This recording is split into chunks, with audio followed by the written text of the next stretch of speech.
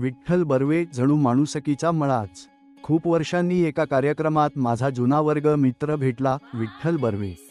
तो गाडीमोडी चौकाच्या शेजारी खामगावमध्ये राहतो. साधा, मनमोकळा आणि जणू माणसांच्या भावनांमध्ये मिसळून जाणारा. तो असा की पु. ल. देशपांडे यांच्या अंतू बरवासारखा माणूस वाटायला लावतो. कार्यक्रम होता दशक्रिया विधीचा, जिथे दुःखाचं ओझं मनावर साचलं होतं. लोक भावपूर्ण श्रद्धांजली देत होते, आठवणी सांगत होते आणि वातावरण गंभीर शांततेत होतं. अचानक त्या शांततेत विठ्ठलचा आवाज आला, अहो, कार्यक्रम संपलाय, चला थोडा चहा पाण्यासाठी माझ्या हॉटेलवर जाऊया. हॉटेल जिथे दुःखाला थोडा दिलासा मिळतो. विठ्ठलचं हॉटेल म्हणजे 4 खुर्च्यांचं एक साधं सरळ ठिकाण, पण मनापासून भरलेलं.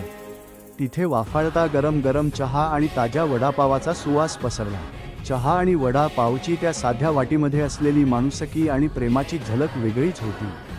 नाश्ता संपल्यावर विठ्ठलने त्याच्या हॉटेलमधील इतर मान्यवर आणि मित्रांच्या उपस्थितीत मला सन्मानित केलं.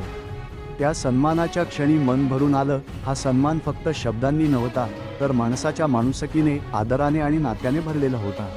तो क्षण खूप साधा आणि मृदू होता, पण विठ्ठलच्या त्या माणूसपणाच्या उजेडाने सगळं वातावरण उजळून निघालं. विठ्ठल बर्वे माझ्यासाठी केवळ एक जुना मित्र नाही, तो त्या दिवशीचा माझा अंतुशेठ होता, जो दुःखाच्या काळातही मनाला हसू देऊन हलकं करतो. अशी माणसं जशी जमिनीवरची माणुसकीची मळा असतात, तशी विठ्ठल बर्वे होता, जिथे कुणीही येऊन थोडं उभू शकतो, थोडं मन हलकं करू शकतो.